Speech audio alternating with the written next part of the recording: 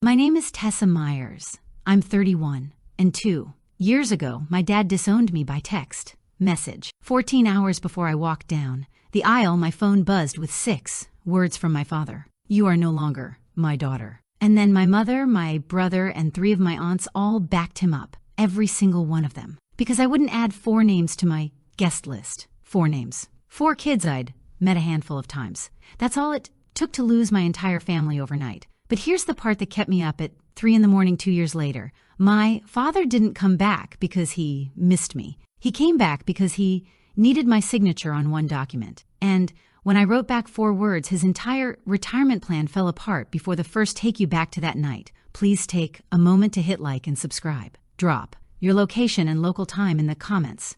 I love seeing where you all are listening from. Now let me take you back to a Friday evening in September, the night before my wedding, and the last time I heard my father's voice for 2 years. But first, I need to tell you about my grandmother. Ruth Myers was the kind of woman who kept a jar of butterscotch candies on her kitchen counter and called everyone sweetheart, even the mailman. She lived alone in a little Cape Cod house outside Zanesville, Ohio, with a garden that produced more tomatoes than any one person could eat. And she gave the extras away in brown paper bags with handwritten notes tucked inside. She was the only person in my family who never made love feel like a transaction. When I was 27, Grandma Ruth got diagnosed with lung cancer. Stage 4. They found it late. She'd been coughing for months, but kept saying it was just the dust from her garden. By the time I drove down to see her, she was already on oxygen, sitting in her recliner with a blanket over her knees, looking smaller than I'd ever seen her. I stayed. 3 weeks, slept on her couch, cooked her soup she barely touched. One afternoon, this was maybe 4 days before she passed, she grabbed my hand and squeezed it, harder than I thought she had left in her. I set something aside for you, she said. Don't let anyone tell you it belongs to them. I didn't understand. I thought she meant the house or maybe her rings. I kissed her forehead and told her to rest. She died on a Thursday morning in March.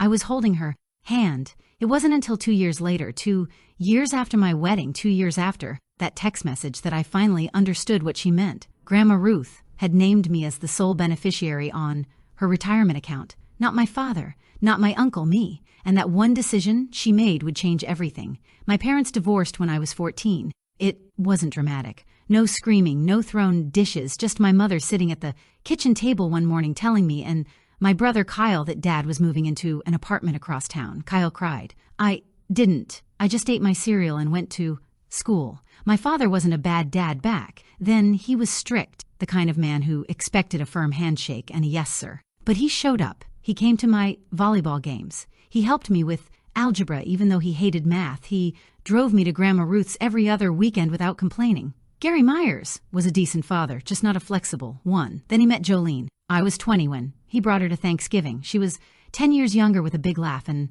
4 kids from her first marriage. Cody, Amber, Tyler, and Lily, ages 10, 7, 5, and 3. They tumbled out of her minivan like a circus act. And just like that, my father had a whole new family. Things shifted fast. Dad started calling Jolene's kids my kids. He wanted me to call them my siblings. He expected birthday cards, Christmas presents, Sunday dinners together, and I did it. Every time he asked, I said yes. I drove 2 hours for Amber's ballet recital. I bought Tyler a skateboard I couldn't afford. I babysat Lily 3 weekends in a row so Dad and Jolene could go to Myrtle Beach. And every time I said yes, my father wrote it down in some invisible ledger as proof that I would always say yes. He never once asked if I wanted to. He just assumed I would. And for 9 years, he was right. Jolene was smart about it. I'll give her that. She never confronted me directly. Not at first. She worked through my father, feeding him small complaints that built up over the years like sediment. I missed Cody's high school graduation party because I had a work deadline. Jolene told my dad I didn't think her kids were important enough. I forgot to comment on a family photo she posted on Facebook. All 6 of them on a porch, swing, no me anywhere in the frame. She told my dad I was rejecting the family. Every missed event, every delayed text,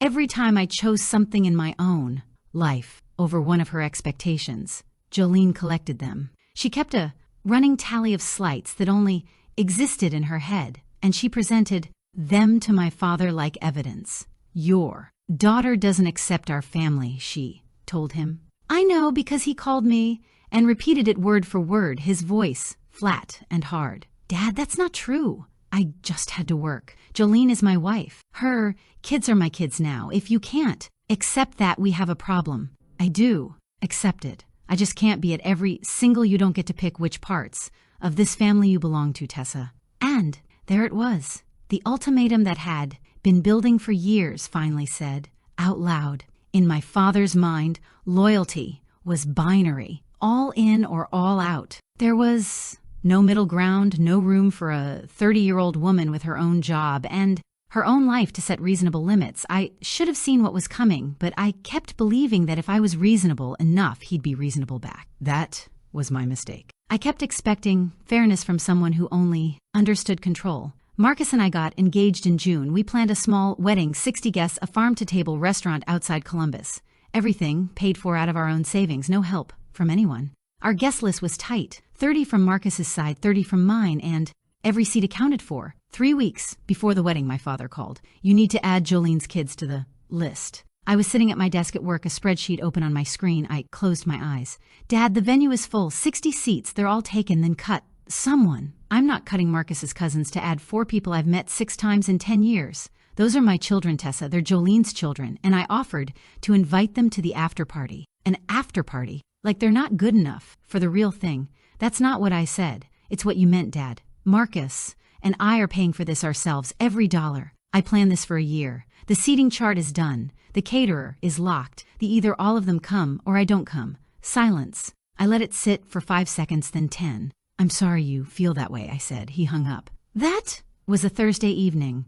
I sat in my car in the parking lot for 20 minutes staring at the windshield. I told myself he'd cool down. He always made threats when he was angry, and he always walked them back. This would be the same. He'd call tomorrow, grumble a little, and show up at the wedding in his navy suit. By Friday morning, I had 6 words on my screen that I will never forget. I'm going to pause here for a second because I know some of you are already typing. You're thinking, just add them, Tessa. It's 4 seats. Keep the peace. And I understand that.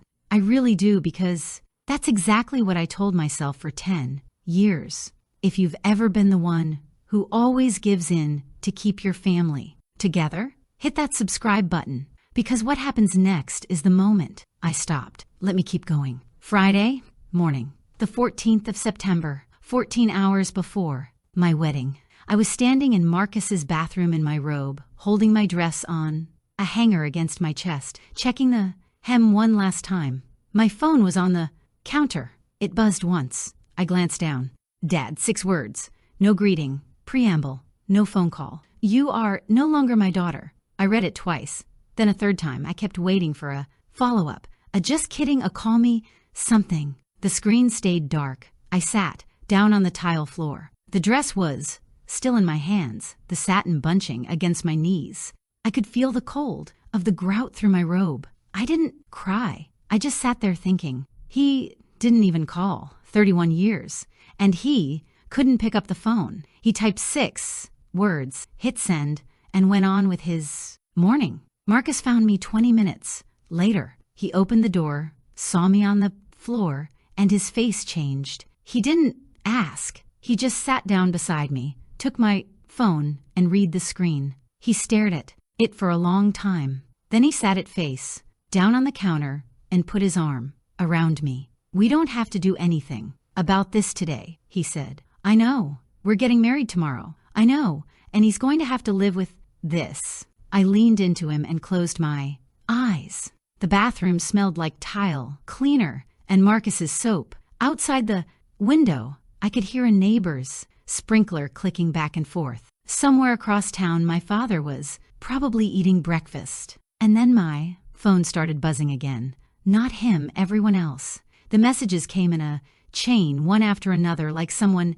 had sent out a group signal. First, my mother. Diane, your father has a point. You should apologize before it's too late. No. Are you okay? No. What happened? Just a verdict. Then Kyle, my 24-year-old brother who still lived in my father's basement. Way to ruin everything, sis. Then Aunt Patty. You've always been selfish, Tessa, even as a little girl. Aunt Linda. Jolene's kids are family now, whether you like it or not. And finally, Aunt Brenda, who sent a disappointed face emoji followed by 7 words that hit harder than all the rest. Your grandmother would be ashamed of you. I sat on that bathroom floor and read every single one. Nobody called. Nobody asked for my side. Nobody said, wait, what actually happened? They just lined up behind my father like they'd rehearsed it. Marcus watched my face as I scrolled. Who's texting? Everyone. What are they saying? I handed him the phone. He read through the messages, his jaw tightening with each one. Not one of them asked you what happened, he said. No, not one. I took the phone back. I opened my screenshots folder and saved every message. My father's, my mother's, Kyle's, all three. Aunt's, one by one, methodical, the way I file receipts at work. Then I powered off my phone, set it in the nightstand drawer, and closed it. I'm going to take a shower, I said, and then I'm going to try on my dress one more time. Marcus nodded. Aunt Brenda had invoked my grandmother to shame me. She had no idea that Grandma Ruth was the one person in this family who would have driven 3 hours to walk me down that aisle herself. The wedding was beautiful. I need you to know that. The restaurant had string lights draped across the patio and wildflower arrangements in mason jars. The weather held 72-degree clear sky, the kind of September evening that makes you believe the universe is paying attention. Marcus's side filled up fast. His parents, his sister, cousins, college friends, co-workers, 30 seats, everyone taken. My side had the caterer, my college roommate Bria, 2 friends from work, and silence. 6 chairs sat empty at the table reserved for my family, white napkins folded into fans, water glasses filled to the brim, place, cards with names nobody would answer to. Gary, Diane, Kyle, Patty, Linda, Brenda, the restaurant manager, came over halfway through cocktail hour. Should we clear the empty settings? Marcus looked at the table, then at me. Leave it, he said. Someone should see it. I didn't argue. He was right. Those empty chairs said more than any speech could. Richard Webb, Marcus's father, a retired estate lawyer with kind eyes and a firm handshake, walked over to me before the ceremony. I hadn't asked anyone. I'd planned to walk alone. I'd be honored, he said, if you'd let me walk with you. I couldn't speak. I just nodded. He offered his arm and we walked down that aisle together, past Marcus's family, past my empty chairs, past the place, cards that would go home untouched. I danced the first dance with Marcus to a song Grandma Ruth used to hum when she watered her garden. I didn't tell anyone that. It was just for me and her. At the end of the night, Marcus pulled me close. You didn't lose a family tonight, he said. They lost you. We didn't talk about my father again for 2 years. And then one Tuesday afternoon, my phone rang. I should back up because there's a piece I haven't told you yet. The phone. Call that happened before my father's text, the one that lit the fuse. Thursday night, about an hour before my dad sent those 6 words, my phone rang. It was Jolene. She never called me. In 11 years, I could count our one-on-one conversations on one hand. So when I saw her name on the screen, my stomach dropped. Tessa, we need to talk about tomorrow. Jolene, the rehearsal dinner is at 6. You and Dad or my kids are crying because they weren't invited to your wedding. They were invited to the after party. I explained that to Dad. An after party? Like they're second class. The venue only holds 60. Every seat is their children. Tessa, you're the adult here. I understand that. But the caterer is locked in. The seating chart is so move people around. Cut one of your little friends. Jolene, I'm not rearranging my wedding the night before. Then I'll tell your father exactly how you feel about his family. She said it the way someone lays down a winning card. Calm final, like she'd been holding it for years. That's not what I click. 30 minutes. Later my phone buzzed. 6 words from my father. Jolene had taken our conversation and repackaged it. She didn't tell him I'd offered the after party. She didn't tell him about the 60-seat limit. She told him his daughter said his new family was second class. She handed him a grenade and let him pull the pin. And he did without calling me first, without asking what actually happened. He chose Jolene's version over a 30-second phone call to his own daughter. That's the part I keep coming back to. He didn't even check. After my father's text, the first person I called was my mother. I know you'd think I'd have learned by then, but there's something hardwired in you, no matter how old you are, that makes you reach for your mom when the ground gives out. The phone rang twice. Mom, Dad just disowned me. By text message, a pause, I heard her exhale. Honey, can't you just add them? It's one day, Mom. He said I'm no longer his daughter. He's upset. He'll come around, but you need to apologize first. Apologize for what? For making this harder than it needs to be. I pulled the phone away from my ear and stared at it like the screen might rearrange itself into something that made sense. Mom, my wedding is tomorrow. He disowned me over 4 seats. It's not about the seats, Tessa. It's about respect. Respect for who? Another pause. Longer, this time. I could hear the TV on in the background. Some game show. Audience. Applause. She hadn't even muted it. Your father helps me with certain things, she said carefully. My insurance, some bills. I can't afford to. She stopped, but I heard it. The sentence she didn't finish landed harder than the one she did. My mother chose her health, insurance over her daughter. I don't say that to be cruel. I say it because it's what happened. She ran the numbers in her head. What she'd lose if she stood up for me versus what it cost to stay quiet. And she picked the cheaper option. I hope you can live with that, Mom. I said, Tessa, don't be dramatic. I hung up and I didn't call her again for 730 days. Kyle called 20 minutes after my mother. I let it ring 3 times before I picked up. Some part of me still hoped my little brother would surprise me. Tessa, just do what Dad says. You're making everyone miserable. Did you read what he sent me, Kyle? Yeah, but you know how he is. Just apologize and move on. He disowned me. He's bluffing. Just say sorry and this all goes away. I have nothing to apologize for. Then I guess you're on your own. He hung up. 26 years old, living in Dad's house, driving a truck my father co-signed. I couldn't expect him to bite the hand that paid his rent, but hearing it still left a mark. The aunts came as a group text. Patty, Linda, and Brenda. My mother's sisters. They'd heard Diane's version of the story, which was Gary's version, which was Jolene's version, which bore almost no resemblance to anything that actually happened. In their minds, Tessa was a spoiled brat who refused to let innocent children attend a family wedding because she didn't like her father's new wife. That was the narrative. Clean, simple, and completely wrong. Nobody asked me. Nobody said, hey, what's your side? They just picked up their phones and piled on.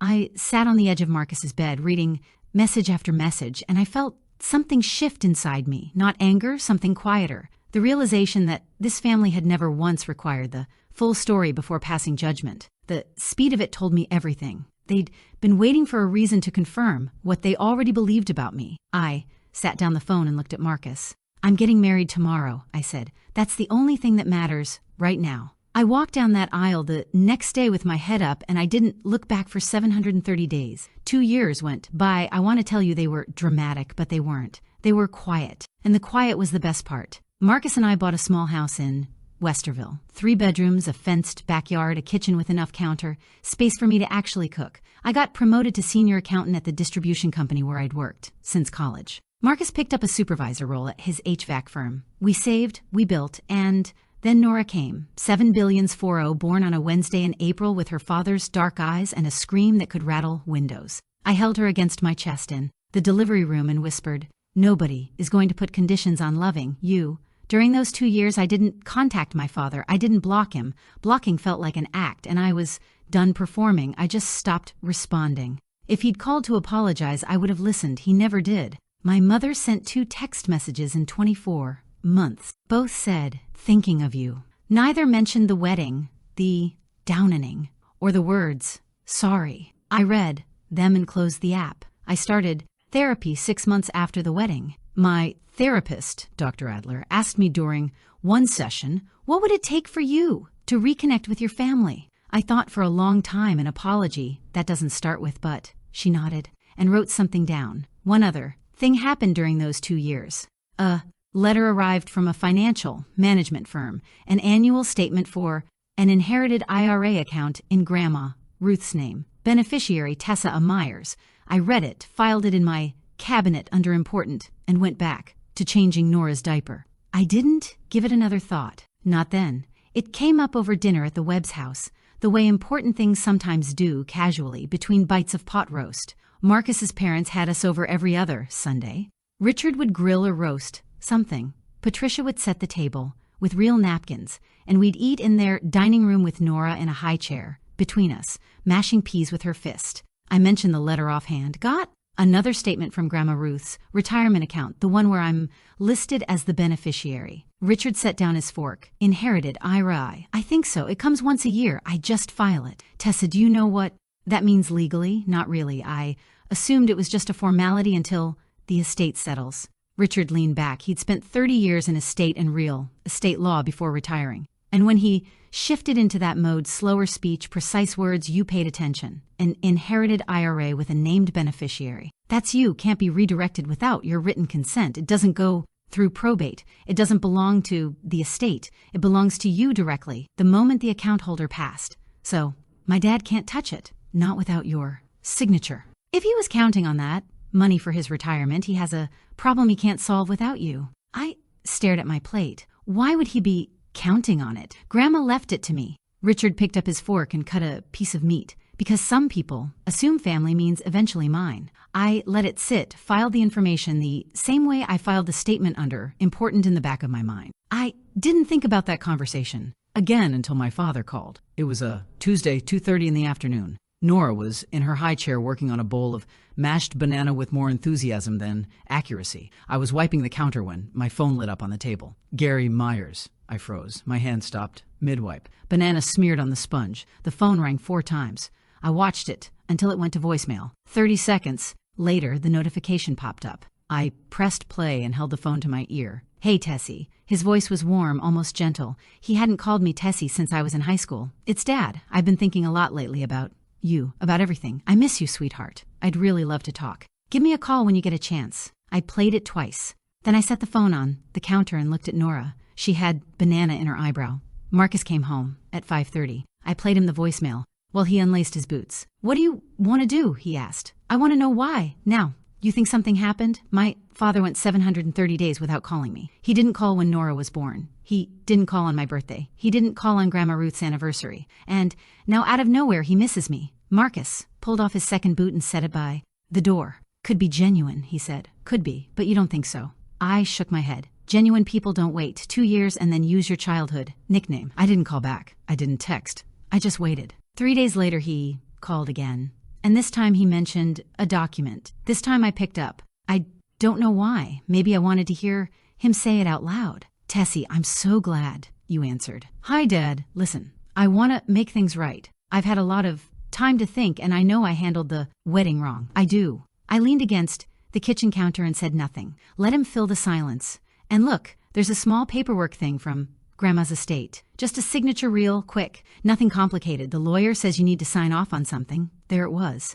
Tucked in right after. I want to make things right. Like a PS on a greeting card. What paperwork? Something with her retirement account. It's just a formality. Which retirement account? The IR. You're listed on it. The lawyer just needs your signature to move things along. Move things along to where, Dad? A pause. I could hear him recalibrating, choosing his words, to get it squared away for the family. For the family. There it was again, that word used like a skeleton key to unlock. Whatever he wanted. I'll think about it, I said. Great. That's great, Tessie. And we should get together. I'd love to meet Marcus properly. And I heard about the baby. You heard? Kyle mentioned it. Nora? Her name is Nora. She's 6 months old. Silence. That's a beautiful name, he said. I hung up and sat at the kitchen table for a long time. Nora was napping in the next room, and the house was perfectly quiet. He didn't call because he missed me. He called because he needed my name on a piece of paper. And the warmth in his voice, the Tessie, the sweetheart, was just the packaging. Within a week, my phone lit up like a switchboard. Jolene texted first. A long message, carefully crafted. The kind that gets drafted and read drafted before sending. Tessa, I know we've had our differences, but I truly believe families should find a way back to each other. We all made mistakes. I'd love for the kids to meet baby Nora. Can we start fresh? I read it twice, looking for the word sorry. It wasn't there. Then my mother called. Diane hadn't called me in 2 years, and now her voice was bright, almost cheerful. Isn't it wonderful that your father's reaching out? This is your chance to fix things, sweetheart. He mentioned a document, Mom. Well, I'm sure that's just a small thing. The important part is he wants to reconnect. Did he ask you to call me? Pause. Tessa, don't be like that. Aunt Patty mailed a Hallmark card, the kind, with a sunrise on the front and a pre-printed message about forgiveness. She wrote inside, life is too short for grudges. Love, Patty. Kyle texted, Dad's been really down, sis. He just wants to see his granddaughter. Can you cut him some slack? I sat on the couch and scrolled through every message, every voicemail, every card. And I noticed something. They'd all reached out within the same 7-day window. Jolene, on Monday, Mom on Wednesday, Patty's card arrived Thursday, Kyle on Friday. This wasn't organic. Someone had made calls, coordinated timing, assigned roles. This was a campaign. And not one of them, not a single person in that entire orchestrated effort mentioned the document. They wanted me soft and grateful and ready to sign before I even knew what I was signing. I put my phone in a drawer and went to play with my daughter. The next Sunday at the Webb's house, I brought the annual IRA statement and spread it on the dining table after dessert. Richard, I need your help understanding something. He put on his reading glasses and studied the document. Patricia took Nora to the living room. Marcus sat beside me. This is a substantial account, Richard said, looking up over his glasses. Your grandmother was diligent. How much are we talking about? Based on this statement, around $280,000, give or take market fluctuation. The number landed in my chest like a stone, and my dad wants me to sign it over to him. That would be my guess. If he's asking about a formality or a signature, he likely wants you to disclaim your beneficiary status, so the funds route to the contingent beneficiary, which is almost certainly him. Can he force me? No, you're the primary beneficiary. Your grandmother designated you specifically. Without your signature, that designation stands. What happens to his retirement plan if I don't sign? Richard folded his hands over the statement. If your father structured his retirement around accessing these funds, and based on the timeline and his age, I'd wager he did. Then without this money, his numbers don't work. He'd face mandatory distribution rules, potential tax, penalties, and a significant shortfall. His retirement timeline collapses.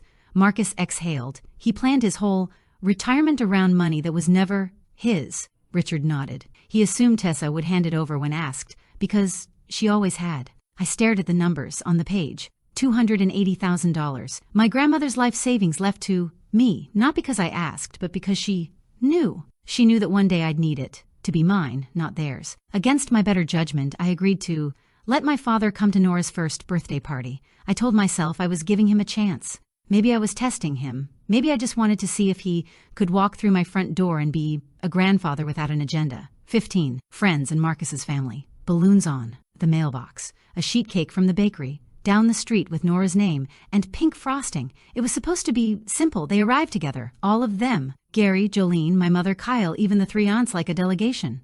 Jolene brought a gift bag the size of a suitcase.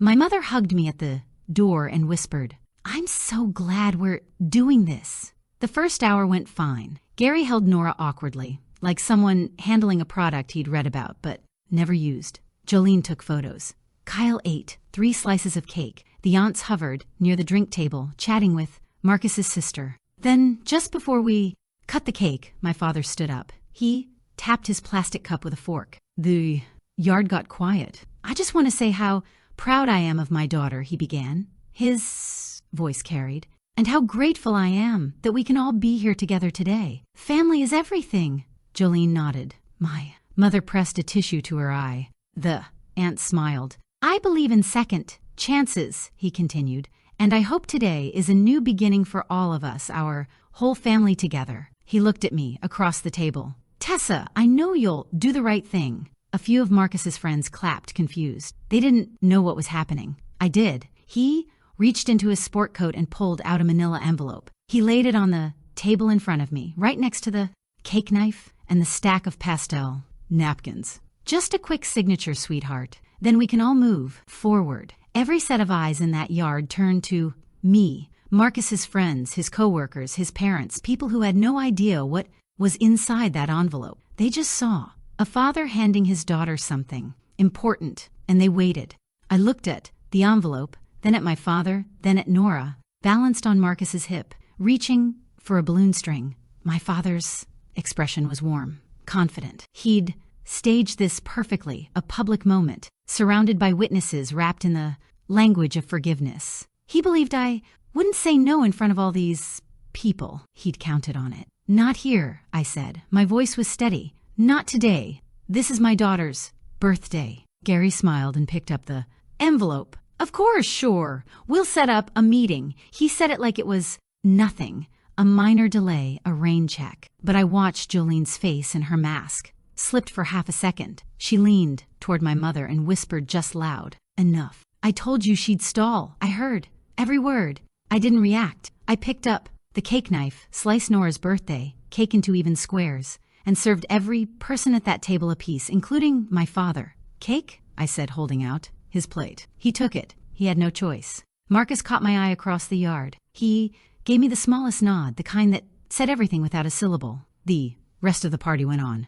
Nora smashed cake in her hair. People sang. And that manila envelope sat in my father's jacket like a grenade that didn't go off. "Right now, I need you to do something for me. If you've ever had someone in your family use a celebration, a birthday, a holiday, a gathering to ambush you with their agenda, type 'been there' in the comments, because I need to know I'm not the only one. And if this story is hitting close to home, please share it with someone who needs to hear it." Now let me tell you what I did next. The party ended at 4. By 4:30, everyone was gone. Marcus put Nora down for a nap. I sat at the kitchen table with my phone and pulled up the photo I'd taken of the document inside that envelope. I'd snapped it when my father went to the bathroom right before he left. Sunday morning, I drove to Richard's house with the photo on my screen. He studied it at his desk, reading glasses low on his nose, coffee going cold beside his elbow. "It sunk a beneficiary disclaimer," he said. "If you sign this, you voluntarily relinquish your status as primary beneficiary on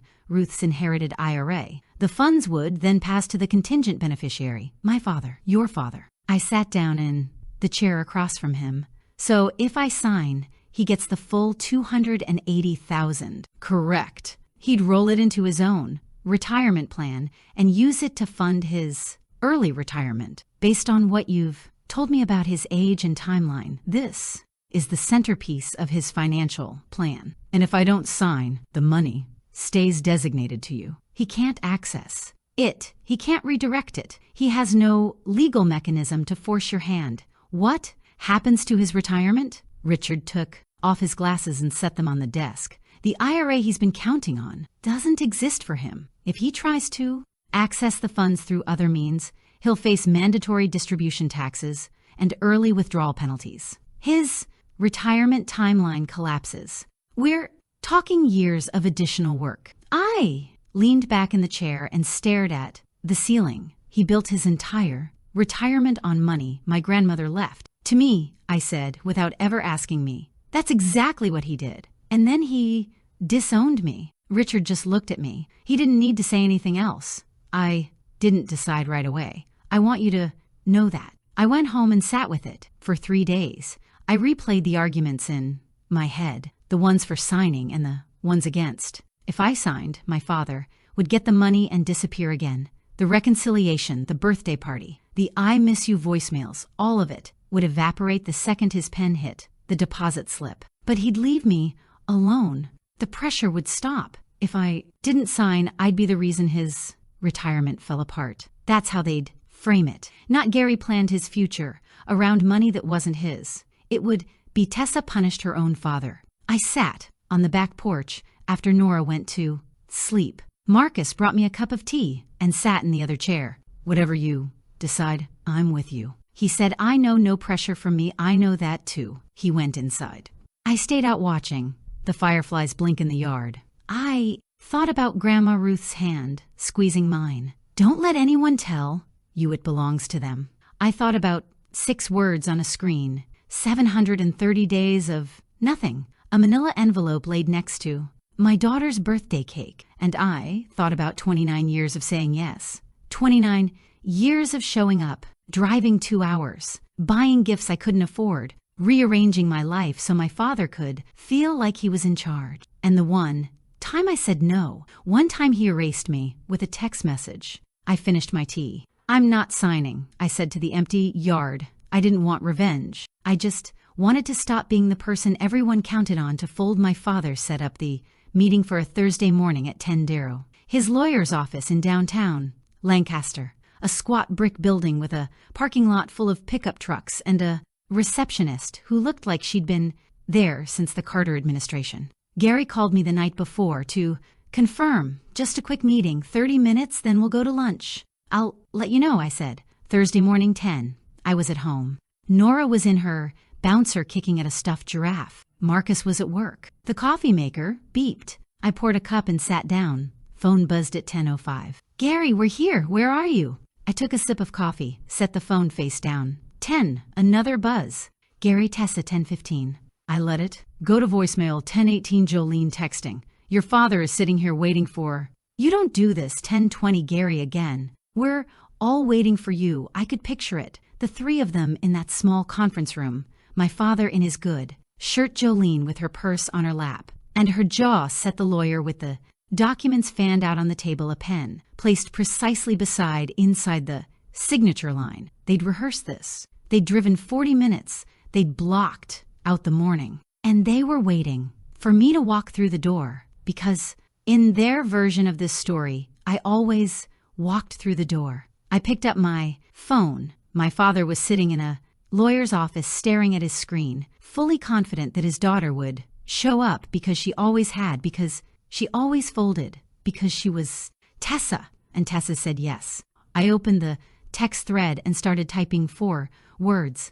I am not signing. I hit send, set the phone on the counter, and went back to my coffee. In that conference room 40 minutes away, my father's phone buzzed. I know what happened next, because Kyle told me later not to help me, but because he couldn't keep it inside. Gary, read the message. His face didn't change. At first he just stared at the screen like it was in a language he didn't recognize. Jolene leaned over. What did she say? He turned the phone toward her. She read it, then looked at the lawyer, then back at Gary. That's it, she said. 4 words. The lawyer glanced at the screen, closed the folder on the table, and clicked his pen shut. Without her signature, Mr. Myers, we can't proceed. The beneficiary designation stands. Gary called me. I didn't answer. He called again.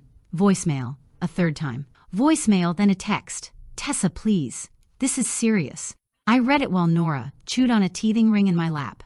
I set the phone down, didn't reply. Sent 3 more messages over the next hour, each one a little more desperate than the last. Can we at least talk about this? I'm your father, Tessa. You're going to regret this. I didn't respond to any of them. He disowned me. In 6 words. I answered in 4, and I think that was more than generous. Marcus came home that evening and found me on the couch, Nora asleep on my chest. Did you go? He asked. No. Did you tell him? 4 words. He sat down next to me and put his hand on my knee. How do you feel? I looked down at Nora, her tiny fist curled around my collar. Done, I said. I feel done. The fallout was financial, mechanical, and immediate. Gary's lawyer explained it to him that same afternoon. Kyle told me this 2 months later in a conversation I'll get to. Without my signature, the inherited IRA remained in my name. Gary couldn't access the funds, couldn't reroute them, couldn't appeal. The beneficiary designation was ironclad. Grandma Ruth had made sure of that. Gary had planned to retire at 60. He was 58. His plan was simple. Combines Social Security, the factory, and the IRA, roughly $280,000, to cover his living expenses from 60 onward. Without the IRA, the math broke, not bent broke, his lawyer told him. He'd need to work at least 7 more years to replace the shortfall. 7 years at a factory that had already cut his hours once. 7 years at 58 with bad knees and a back that cracked every morning. He went back to work the following Monday, not to his old position that had been filled. He took a line supervisor role, lower pay, longer hours, reporting to a man 15 years younger. Jolene didn't take it well. She'd married Gary with a certain understanding of what their future would look like. Early retirement, travel, a slower pace. That future now had a 7-year delay stapled to it. Can't we sue? She asked the lawyer. Kyle said the lawyer didn't even pause. Sue for what? The account was never his. 5 words that matched the weight of my 4. That evening, according to Kyle, Gary sat in his truck in the driveway for 45 minutes, engine off. Didn't come inside. Jolene watched from the kitchen window. I don't take pleasure in that image. I just want you to know it happened. The calls started again, but this time they sounded different. No warmth. No, Tessie just panicked, dressed up as guilt. My mother called first. Tessa, what have you done? Your father is devastated. He'll figure it out. He had 2 years to apologize. This isn't about an apology. This is about his future. It's about Grandma Ruth's money, Mom. Money she left to me. Silence, then. You're being cruel. I'm being honest. There's a difference. She hung up. The last sound I heard was a ragged breath, the kind that comes right before tears. Or fury. I couldn't tell which. Kyle called the next day. You're really going to let Dad lose everything over a grudge? It's not a grudge, Kyle. It's a decision. Same thing. No, it's not. A grudge is wanting someone to suffer. A decision is choosing not to participate. I'm not punishing him. I'm just not helping him anymore. He didn't have a response for that. Aunt Patty called, crying. Your grandmother would never have wanted this. Grandma Ruth left that money to me, Aunt Patty, not to him. She chose me specifically. Patty went quiet. I could almost hear the thought forming, the realization that Ruth hadn't accidentally left me as beneficiary. She'd done it on purpose because she knew. The last call came from Aunt Brenda, the one who texted, Your grandmother would be ashamed of you the day before my wedding. This time her voice was smaller. Did Ruth really leave it directly to you? She did. Not to Gary. Not to Gary. A long silence. I could hear a clock ticking on her end. I didn't know that. She said, You didn't ask. I said, 2 years ago when you texted me, you didn't ask about that either. She hung up without saying goodbye. 3 weeks after the meeting, that didn't happen. My father called one last time. It was late, almost 9. Nora was asleep. Marcus was watching baseball in the living room. I was loading the dishwasher. I looked at the screen. Gary Myers. I picked up Tessa. Hi, Dad. His voice was different, stripped down. Charm. No nickname, no angle, just a man on the other end of a phone who sounded tired. I made a mistake, he said. I shouldn't have sent that text. Which text? The one where you disowned me, or the one where you asked me to sign? Silence long enough that I heard the dishwasher cycle click behind me? Both, he said. I leaned against the counter. Part of me, the 14-year-old part, the part that still remembered him helping me with algebra, wanted to say something soft. But the rest of me had spent 2 years becoming someone who didn't fold. Then you understand why I can't do this. I'm your father, Tessa. You chose not to be. For 2 years, you chose Jolene's version of me over a 30-second phone call. Aunt 3, aunts pile on without correcting a single one of them. And then you came back, not because you missed your daughter, but because you needed her signature. He didn't argue. He just breathed. I hope you figure out retirement, Dad. I really do. But I'm not your backup plan. Tessa, good night. I hung up and dried my hands on the dish towel. Marcus appeared in the kitchen doorway. Was that him? Yeah. You okay?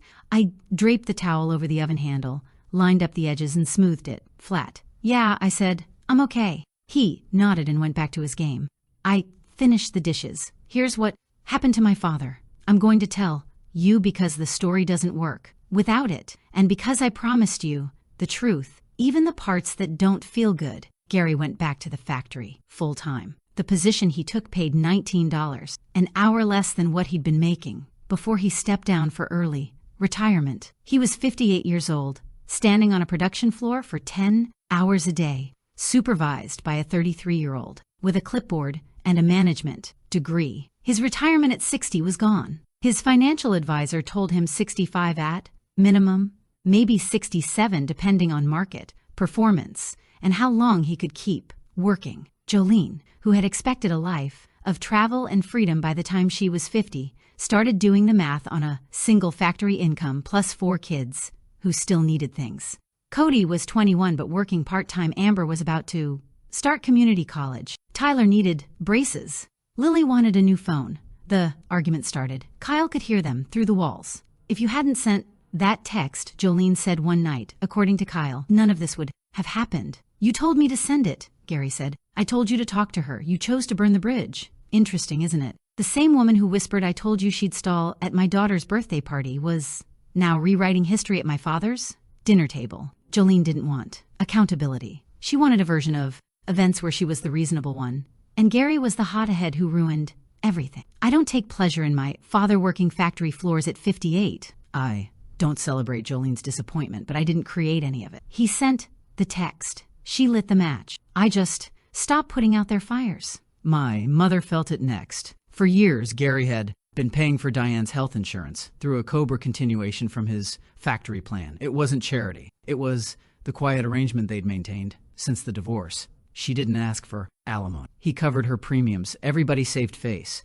When the financial pressure hit, Gary cut it just like that. No warning, no conversation. Diane got a letter from the insurance company in October informing her that her coverage had been terminated. She was 55. She had high blood pressure, a thyroid condition, and no employer plan. Buying insurance on the marketplace at her age and health profile would cost her over $900 a month. The irony sat heavy even from a distance. My mother had sided with Gary over me, had told me to apologize, had chosen her financial arrangement over her own daughter, and now the man she'd protected had cut her loose the moment his own money got tight. She texted me 3 weeks after, losing her coverage. I should have stood by you. 5 words. I read them sitting on the floor of Nora's nursery while my daughter slept in the crib above me. I read them 3 times. I didn't respond, not because I wanted her to suffer, but because I wasn't ready. An apology? Delivered only after the consequences arrive isn't the same as an apology, delivered when it costs something. My mother was sorry now because being wrong had finally become expensive. Marcus asked me that night if I was going to write back. Someday, I said. Maybe, but not today. Not today. He kissed the top of my head and went to check on Nora. I stayed on the couch, holding my phone, reading those 5 words one more time before I put it away.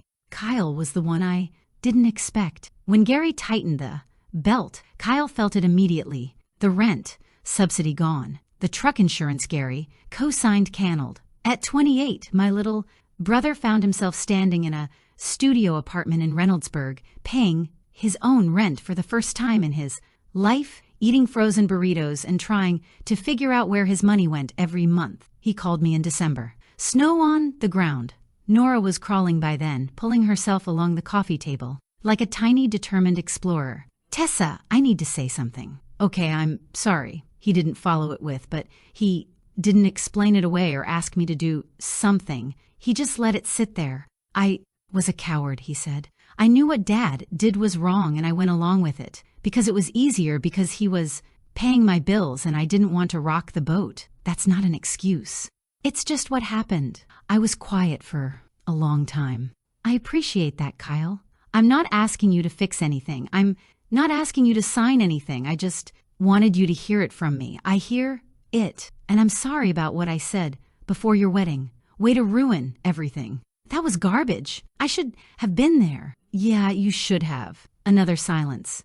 I could hear him breathing. Somewhere in the background, a heater kicked on. Can I meet Nora sometime? He asked. Not with Dad. Not with anyone, just me. I looked at my daughter who was currently trying to eat a sock. Give me some time, I said. Take all the time you need. He hung up and, for the first time in 2 years, someone in my family had apologized without asking for something in return. The ants disappeared. Patty, Linda, Brenda, the 3 women who texted me hours before my wedding to call me selfish, ungrateful, and a disappointment to my dead grandmother, went completely silent. No calls, no cards, no Hallmark sunrises about forgiveness. I didn't chase them. I didn't send a triumphant message or a told you so group text. I didn't post anything on social media. I didn't need to. The truth traveled on its own. Gary had spent the previous year telling everyone, his bowling league, his neighbors, the guys at the VFW, about his early retirement plan. He'd talked about it the way some men talk about a boat they're going to buy someday soon, just around the corner. When someday turned into 7 more years on the factory floor, people asked questions, and Gary, who was never good at lying under pressure, told them enough for the story to assemble itself. Bits and pieces leaked through church potlucks, grocery store conversations, and the small-town network that moves faster than Wi-Fi. By February, the aunts, friends at First Methodist, knew the whole picture. Gary had downed his daughter by text before her wedding, gone silent for 2 years, then came back only when he needed her signature on a financial document. And his daughter, the one they'd called selfish, said no. Aunt Brenda ran into Marcus's mother Patricia at the Kroger on Henderson Road. Patricia didn't say a word about it. She just smiled and asked how Brenda's Aylas were doing. Brenda, according to Patricia, went pale. I didn't orchestrate any of this. I didn't have to. When you build your story on a lie, you don't need someone to knock it down. You just need time. And eventually, even the people who piled on start to wonder if they were standing on the wrong side 6 months after the unsigned document. Here's where things stand. I still don't talk to my father. I don't hate him. I don't wish bad things on him. I just don't have a place for him in my life right now. Not until he can look at me and see his daughter instead of a signature line. Jolene and I have exchanged 0 words since Nora's birthday party. That feels about right. My mother and I are still in a pause. Her text, I should have stood by. You sits in my phone like a seed. I haven't decided whether to water. Maybe I will, maybe I won't. But when I do, it'll be because I'm ready, not because she's pressured me into it. Kyle and I text sometimes, short messages, a photo of his new apartment, a question about a recipe, a link to a funny video. We're not close yet, but he's the only one who apologized without attaching a request, and that matters. The 3 aunts remain silent. I don't expect that to change. Nora is walking now. She toddles across the kitchen floor and grabs my leg when she wants to be picked up. She has no idea she has a grandfather she's never met. Someday the first will have to explain that, but not yet. The IRA sits in my name, untouched, growing. I haven't withdrawn a penny. Grandma Ruth's money is Nora's college fund now. That's what I decided. The woman who kept butterscotch candy on her counter and gave away tomatoes in paper bags will pay for her great-granddaughter's education. That feels right. Every Thursday, I still see Dr. Adler. Do you feel guilty? She asked me last week. No, I said I feel sad that I had to choose, but I'd make the same choice again. People will tell you that family is everything, and maybe it is when family treats you like you're something. My father didn't lose his retirement because I refused to sign a piece of paper. He lost it because he built his entire future on the assumption that I would always give in, that I would always say yes, that first would drive 2 hours, buy the gift, cut the names, rearrange my wedding, sign the document, because that's what Tessa does. I spent 29 years being the daughter who said yes. All it took was one no to find out what I was actually worth to them. And here's what I learned. When someone only reaches out because they need something from you, that's not love. That's an invoice. My father didn't want a relationship. He wanted access. Jolene didn't want reconciliation. She wanted the narrative to shift in her favor. My mother didn't want peace. She wanted her premium paid, and the aunts didn't want justice. They wanted to feel righteous without doing any homework. Every one of them had 2 years to pick up the phone and say, "I'm sorry, I was wrong. Tell me what happened." Nobody did. They came back when the money ran out. Grandma Ruth knew. She sat in that recliner with an oxygen tube in her nose and squeezed my hand and told me not to let anyone claim what was mine. She didn't mean just the money. She meant my time, my peace, my right to say no without being punished for it. She left me that account because she knew that one day someone in this family would try to take something I wasn't willing to give. And she wanted me to have proof, not of my value, but of hers.